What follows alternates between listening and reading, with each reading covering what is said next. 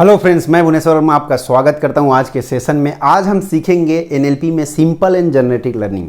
जब भी कोई चीज़ों को हम प्रोसेस करते हैं, कोई प्रॉब्लम चुनौतियों को प्रोसेस करते हैं, तो उसके आधार पर हम दो भागों में बांटे गए हैं इस प्रोसेस को। एक होती है सिंपल और दूसरी होती है जनरेटिव। सिंपल मतलब साधारण और जनरेटिव मतलब उत्पादक। हम दोनों में अंतर देखते हैं कि जब भी सिंपल लर्निंग को हम देखते हैं, साधारण लर्निंग को, तो जब भी हमारे पास एक प्रॉब्लम आती है, जो भी चुनौतियाँ आती है, राइट, चुनौतियाँ आती है, तो हम एक डिसीजन लेते हैं अपने माइंड में कि इसको कैसे करना है। उसके बाद हम एक्शन डालते हैं, उसमें हम जो भी एक्शन प्लान करते हैं और उसके बाद में जो भी रिजल्ट आते हैं, परिणाम आते हैं, उसे हम देखते हैं या फिर उससे हम फीडबैक ले लेते हैं कि इसे और कैसे बेहतर बनाया जाए। तो ये होती है एक सिंपल लर्निंग। जैसे कि मान लीजिए, उदाहरण के लिए आप देखेंगे कि आपको मान लीजिए बुखार आ गया है, तो आप चुनौती है बुखार का आना, और एक डिसीजन लेते हैं कि डॉक्टर के पास जाया जाए, और उसके बाद आप जाते हैं तो वो एक्शन होता है, और उसके बाद आपको दवाई देता है और ठीक होते हैं या नहीं होते हैं, और उससे अगर ठीक हो जाते हैं, पैरासीटामोल अगर आप दवाई देता है डॉक्टर, आप ठीक हो जाते हैं, तो यहाँ से आप एक फीडबैक अपने माइंड में लेते हैं और आपको ये मालूम हो जाता है कि आप बुखार आया तो हमको पैरासीटामोल को लेना है। ये एक आपकी फीडबैक जनरेट हो जाती है। तो नेक्स्ट टाइम अगर आप यही प्रोसेस होता है, आपके पास यही चुनौती आती है, तो आप डॉक्टर के पास नहीं जाएंगे, यहाँ से आपकी यही फीडबैक रहेंगी कि आप पैरासीटामोल लेके आप खा सकते हैं। तो दोस्तों, यहाँ पर यह है कि प्रॉब्लम आना बंद नहीं होता है, आपको केवल प्रॉब्लम को सॉल्यूशन का एक तरीका मिलता है, दैट्स इट। लेकिन हम जब बात करेंगे जनरेटिव लर्निंग की, तो यहाँ पर हम प्रॉब्लम को भी सॉल्व किया जा सकता है। जैसे कि इसमें सिंपल लर्निंग की ही होती है, लेकिन जब जनरेटिव लर्निंग की बात करें तो इसमें एक और ब्रांच ऐड हो जाता है, जिसको बोलते हैं बिलीव्स की, विश्वास की। ये कैसे काम करता है तो हम देखेंगे। तो इसको हम जनरेटिव लर्निंग बना लेते हैं।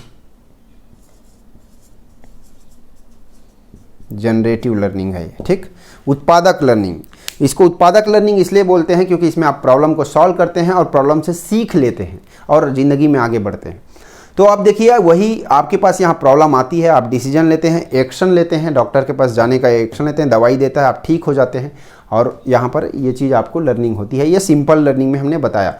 लेकिन यहाँ पर एक और चीज़ ब्रांच यहाँ जोड़ते हैं हम लोग, ब्रांच एक और ये है कि जब भी आप ठीक हो जाते हैं तो आप उसको फिर से ऑडिट करते हैं कि अगर आपको कोई अगर प्रॉब्लम आ रही है अगेन, तो आप सोचते हैं कि ये प्रॉब्लम मुझे क्यों आया, why this problem has come to me, क्यों ये प्रॉब्लम मुझे आया है, ये आप अपने आप से पूछते हैं। और यहाँ से एक आपके विश्वास डेवलप होता है और वो आपको रूट कॉज एनालिसिस देता है। आपके रूट कॉज क्या है, उसके जड़ के कारण क्या है, ये प्रॉब्लम आने की, ये चुनौती आने का वो होता है। मान लीजिए आप सोचते हैं कि आपको अगेन बुखार आता है, तो आप सोचते हैं कि मुझे बुखार बार बार क्यों आ रहा है।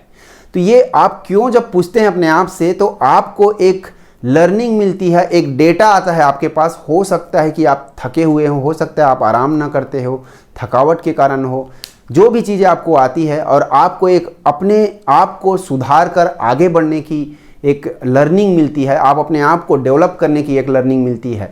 और दूसरी चीज़ होती है, आपकी प्रॉब्लम है वो एक लर्निंग दे की जाती है। ये दोनों ही आपके फ़ायदे के सौदे होते हैं। जैसे कि मान लीजिए, एक और उदाहरण देना चाहूँगा कि जनरेटिव लर्निंग में हम और सिंपल लर्निंग में दोनों में डिफरेंस देखना चाहेंगे। कि मान लीजिए एक कंपनी का ओनर है और उस कंपनी में बहुत सारे लोग नौकरी को छोड़ रहे हैं। जब सिंपल लर्निंग की बात करते हैं तो ओनर, जो कंपनी का ओनर होगा, वो क्या ऑर्डर देगा, अपने एचआर को यही बोलेगा कि आप नए रिक्रूटमेंट करें, आप नए अपॉइंटमेंट सेट करें जितने लोग जा रहे हैं उसके। तो वो एचआर क्या करेगा, उसके लिए नए अपॉइंटमेंट एंड रिक्रूटमेंट कर देगा, उससे उसके लोग फिर से आ जाएंगे। लेकिन क्यों जा रहे हैं ये कारण वो समझ नहीं पाएगा, और आगे भी ये प्रॉब्लम रहेगा, लोग छोड़ के कुछ दिन में जाते ही रहेंगे।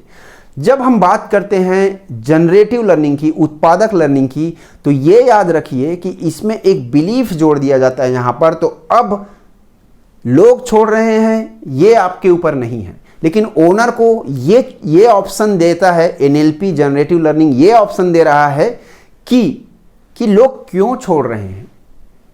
ये जब डेटा वो क्यों अपने आप से पूछता है, तो उसके पास हो सकता है कुछ कारण बाहर आए कि उसकी कंपनियों की कुछ कमियों को अच्छा बनाने का, बेहतर बनाने का एक उनको डेटा मिले, अपने आप को डेवलप करने का एक एनालिसिस है, एक सीख मिले, और यहाँ से अगर उस काम को कर देता है तो वो अपने आप को भी डेवलप कर लेता है और साथ में उस प्रॉब्लम से भी वो सॉल्व प्रॉब्लम को भी सॉल्व कर लेता है। यहाँ तक कि अगर उसके लोग ना रुके तो भी उसके लोग उसे एक फीडबैक, एक सीख दे के जा रहे हैं, एक लर्निंग, खुद को सुधारने की एक सीख दे के जा रहे हैं। इसलिए ये वेरी अडॉप्टिव लर्निंग है, जनरेटिव लर्निंग। इसे आप ज़रूर अप्लाई करिए। बच्चे हैं तो अपने बच्चों के ऊपर आप ज़रूर अप्लाई करिए इसे। टीचर्स हैं अगर तो बेहतरीन है, प्रिंसिपल हैं आप स्कूल के तो बहुत अच्छा ये चीज़ है। आप अपने टीचर्स के ऊपर भी अप्लाई करवा सकते हैं। आप अच्छे डिसीजन मेकर हैं, कहीं आप चेयरमैन हैं, प्रेसिडेंट हैं, कोई अच्छे पॉलिटिकल ये हैं, तो इसको आप अडॉप्ट करिए। जो डिसीजन मेकर हैं उसके लिए बहुत ही अच्छा ये साबित हो सकता है। So thank you very much, keep enjoying.